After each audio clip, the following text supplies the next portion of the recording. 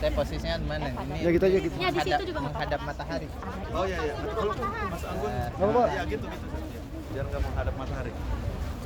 Baik. Bismillahirrahmanirrahim. Bapak Ibu sekalian yang dimuliakan Allah Subhanahu wa taala, saat ini kita berada di satu tempat yang disebut dengan Syi'ab Bani Hasyim. Suara saya kedengaran? Soalnya masih pagi. Kita berada di satu tempat yang di dalam sejarah disebut dengan Syi'ab Bani Hasyim. Syi'ab Bani Hasyim, perkampungan Bani Hasyim. Perkampungan Bani Hasyim ini adalah perkampungan keluarga besar Nabi Muhammad Sallallahu Alaihi Wasallam. Disinilah Nabi Sallallahu Alaihi Wasallam dilahirkan. Disinilah Nabi Sallallahu Alaihi Wasallam tumbuh berkembang, melewati masa kanak-kanaknya setelah beliau dari perkampungan Bani Sa'ad di tempat Halimah Sa'diyah. Disinilah kemudian beliau tumbuh menjadi anak yang mandiri, lalu kemudian melewati masa remajanya sampai dia tumbuh menjadi seorang pemuda yang tangguh dan hebat. Nabi Shallallahu Alaihi Wasallam dilahirkan di tahun gajah. Di kampung ini persisnya sebagian para ulama mengatakan di bangunan yang saat ini menjadi perpustakaan. Jadi bangunan yang warna kuning ini. Nggak lihat. Ya nanti aja lihatnya. Pokoknya udah dudukan tadi saya bilang udah duduk. Sebagian mengatakan bahwa di posisi inilah letak rumahnya Siti Aminah saat itu. Sebagian penulis sejarah mengatakan bahwa intinya di sekitaran Syi'ab Bani Hasyim ini yang tidak definitif di bagian mana. Jadi sebagian ada yang mengatakan definitifnya di ruang perpustakaan yang saat ini dibangun oleh pemerintah menjadi perpustakaan. Ini sebenarnya perpustakaan nggak dipakai, nggak dirobohin, tapi dia cukup menjadi satu situs begitu penanda bahwa disinilah Nabi Shallallahu Alaihi Wasallam dilahirkan, tanpa diidentifikasi sebagai sebuah rumah yang di sini Nabi Shallallahu Alaihi Wasallam dilahirkan. Salah satu fungsinya, salah satu tujuannya agar orang tidak melakukan satu ritual yang tidak pernah diajarkan Nabi Shallallahu Alaihi Wasallam. Ngapus-ngapus temboknya atau ngambilin batunya kemudian dijual jadi batu ponari kan. Ponari. Bapak Ibu sekalian dimuliakan Allah Subhanahu wa taala, Rasulullah sallallahu alaihi wasallam lahir di tempat ini. Lalu kemudian Rasulullah sallallahu alaihi wasallam dibawa ke Bani Sa'ad oleh Siti Halimah Sa'diyah. Siapa Siti Halimah Sa'diyah? Yang menyusui ya. Yang menyusui Nabi sallallahu alaihi wasallam, ibu susuan Nabi sallallahu alaihi wasallam. Selain Halimah ada ibu susuan Nabi sallallahu alaihi wasallam yang lain, yaitu Suwaibah. Halimah Sa'diyah berasal dari Bani Sa'ad. Bani Sa'ad itu, perkampungan Bani Sa'ad itu sekitar 70 atau 80 kilo dari sini ke arah Taif. Perempuan-perempuan Bani Sa'ad, ibu-ibu sekalian, mereka memiliki satu kebiasaan datang dari kampung ke kota Mekah untuk mencari bayi-bayi susuan, untuk mereka susui, dan dari jasa penyusuan itu mereka mendapatkan uang. Mereka mendapatkan imbalan dari bangsawan Quraisy yang menitipkan anak-anak mereka.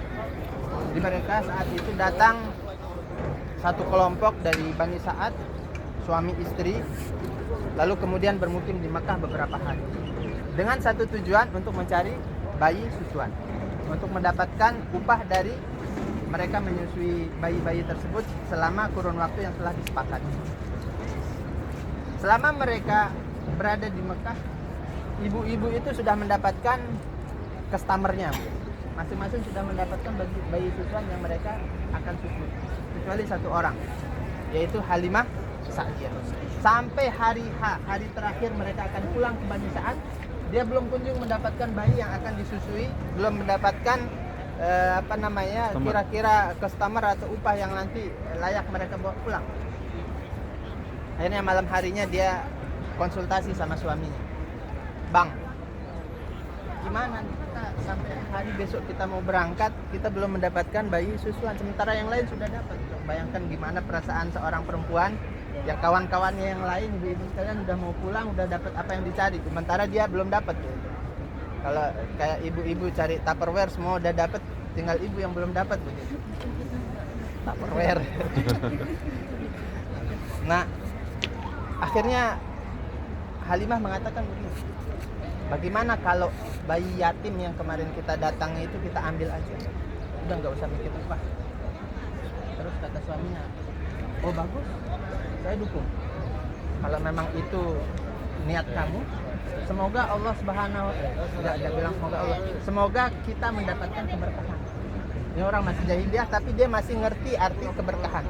Jadi keberkahan itu adalah sesuatu yang kita dapatkan ketika kita memberikan kebaikan kepada orang lain. Dan orang jahiliyah pun paham. Jadi suaminya Halimah mengatakan bahwa kalau itu niat kamu, semoga kita dapat keberkahan. Benar, besoknya didatangi lagi Siti Aminah oleh Siti Halimah Sa'diyah. Dia minta kembali bayi itu untuk dibawa ke Bani Sa'ad. Benar, begitu bayi mulia bernama Muhammad Sallallahu Alaihi Wasallam berada pada dekapannya Siti Halimah, saat itu terasa dadanya Siti Halimah dipenuhi dengan ASI.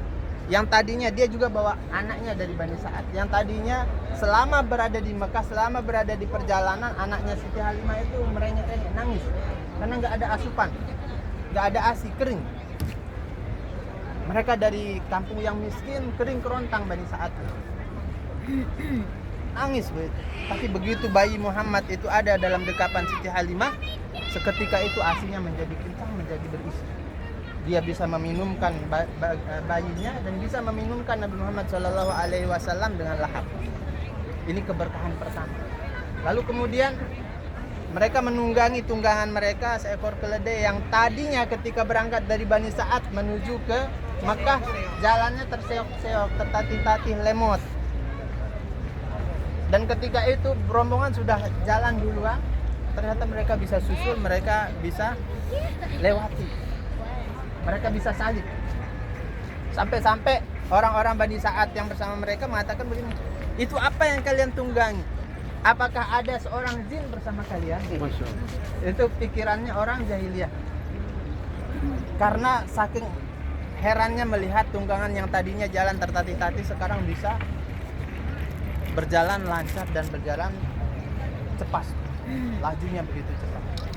Ketika mereka sampai di Bani Sa'ad yang tadinya kering kerontang, ternak-ternaknya itu kerempeng, kurus, tidak berisi. Seketika itu, ketika bayi mulia Muhammad Shallallahu Alaihi Wasallam hadir di sana, kampung itu menjadi kampung yang subur, kampung yang hijau. Kampung itu menjadi kampung yang ternak-ternaknya menjadi berisi, susu-susunya menjadi melimpah. Mereka bisa minum dari air susu kambing-kambing mereka, ternak-ternak mereka. Mereka bisa makan daging dan seterusnya. Ini adalah keberkahan yang dibawa oleh manusia yang kelak diangkat menjadi nabi dan rasul oleh Allah Subhanahu wa taala, Muhammad sallallahu alaihi wasallam. Tahun keempat dari usia beliau terjadi satu peristiwa yang membuat Halimah takut dan khawatir. 4 tahun Nabi sallallahu alaihi wasallam berada di Bani Sa'ad, diasuh oleh Siti Halimah. Hari itu ada orang-orang asing tak dikenal menangkap Nabi Shallallahu Alaihi Wasallam yang sedang bermain, lalu dibawa ke satu tempat dan dibelah dadanya untuk dikeluarkan hatinya, dibersihkan oleh para malaikat yang diutus oleh Allah Subhanahu Wa Taala. Tragedi itu yang kemudian membuat Siti Halimah khawatir. Lalu kemudian dibawalah Nabi Muhammad Shallallahu Alaihi Wasallam kembali ke pangkuan ibundanya Siti Aminah di Mekah Al-Mukarramah. Nabi Shallallahu Alaihi Wasallam melanjutkan kehidupan kanak-kanaknya di tempat ini, bermain-main. Kalau seumpama dahulu ada lato-lato, ya lato-latonya di tempat ini. Jadi di tempat inilah Rasulullah Shallallahu Alaihi Wasallam bermain-main. Disinilah beliau berlari-larian. Disinilah beliau kejar-kejaran dengan teman-temannya. Disinilah Rasulullah Shallallahu Alaihi Wasallam menghabiskan masa pra SD-nya. Sampai kemudian di usia 6 tahun Rasulullah Shallallahu Alaihi Wasallam dibawa oleh ibundanya untuk berziarah ke makam ayahandanya, yaitu makam Abdullah bin Abdul Muttalib di Madinah. Selama sebulan mereka berada di Madinah. Lalu kemudian kembali mereka ke Makkah. Di tengah perjalanan di sebuah daerah yang bernama Abwa, ibundanya wafat, kambuh sakitnya dan wafat di tengah perjalanan. Coba bayangkan betapa seorang anak yatim yang berada di dalam perjalanan ditinggal orang tua ibundanya wafat. Ini adalah satu peristiwa yang begitu menyedihkan dan begitu berat bagi Nabi Shallallahu Alaihi Wasallam di masa kanak-kanaknya. Dan ini justru menjadi sesuatu yang lebih meyakinkan kita bahwa pengasuhan Nabi Shallallahu Alaihi Wasallam sejak beliau kecil bukan oleh ayahnya, bukan oleh ibunya, tapi langsung oleh Rabbul Alamin, oleh Allah Subhanahu wa Ta'ala. Ini menguatkan keyakinan kita bahwa Nabi yang diutuskan kepada kita ini adalah orang yang betul-betul dipersiapkan sejak masa kanak-kanaknya, bahkan sejak lahirnya ditempa oleh Allah Subhanahu wa Ta'ala. Lalu Rasulullah Shallallahu Alaihi Wasallam hidup mandiri, menjadi penggembala kambing di tempat ini, dan dari situ beliau belajar kemandirian sampai dia tumbuh menjadi seorang pemuda yang luar biasa, menjadi seorang pemuda yang kemudian mampu mendapatkan amanah dari seorang saudagar wanita, orang kaya, perempuan kaya di Mekah bernama siapa? Siti Khadijah. Lalu kemudian Rasulullah Shallallahu Alaihi Wasallam dipercayakan membawa barang dagangan milik saudagar kaya ini untuk didagang, didiagakan di negeri Sam. Sam itu mana sekarang? Syria. Sam itu sekarang jadi 4 negara. Syria, Yordan, Libanon, dan Palestina. Jadi 4 negara ini dulu namanya negeri Sam. Rasulullah Shallallahu Alaihi Wasallam pergi ke Sam membawa barang dagangannya. Siti Khadijah ditemani pembantu Siti Khadijah bernama Maisarah. Maisarah perempuan apa laki-laki, Bu? Perempuan apa laki-laki? Rasulullah berdua loh. Masa? Maisarah laki-laki perempuan? Ya, Maisarah kalau di film Sidul perempuan. Tapi kalau di dalam sejarah Nabi itu laki-laki. Jadi Maisarah yang ada di sejarah Nabi Shallallahu Alaihi Wasallam itu adalah laki-laki. Pembantunya Siti Khadijah. Maisarah menyaksikan betapa luhurnya adab, karakter, akhlak Nabi Shallallahu Alaihi Wasallam. Bagaimana piawainya beliau berniaga, bagaimana santunnya beliau, bagaimana amanahnya, bagaimana tanggung jawabnya luar biasa. Dan itulah kemudian yang diceritakan oleh Maisarah kepada Siti Khadijah. Itulah kemudian yang membuat Siti Khadijah kepincut. Itulah yang membuat Siti Khadijah tertarik. Padahal sebelum-sebelumnya banyak bangsawan-bangsawan Quraisy yang datang untuk melamar Siti Khadijah tapi ditolak. Gak ada yang level begitu. Nah, begitu mendengar Maisarah bercerita tentang pemuda bernama Muhammad Sallallahu Alaihi Wasallam ini, Siti Khadijah langsung tertarik. Dan akhirnya mereka menikah di usia Nabi Sallallahu Alaihi Wasallam yang saat itu menginjak usia 25 tahun. Nah, dari pernikahan itu Rasulullah Sallallahu Alaihi Wasallam berpindah dari tempat ini, berpindah dari Syekh Bani Hashim ke Ruba' Bani Abdis Syams di sekitaran pelataran Marwah. Nanti kita akan ke sana, kita cari tempat duduk yang lebih nyaman, lebih adem.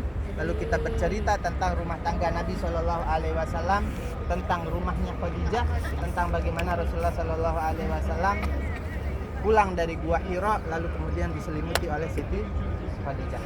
Kita pindah dari tempat ini ke depan ke Ruba' Bani Abdis Syams. Bu. Jadi insyaallah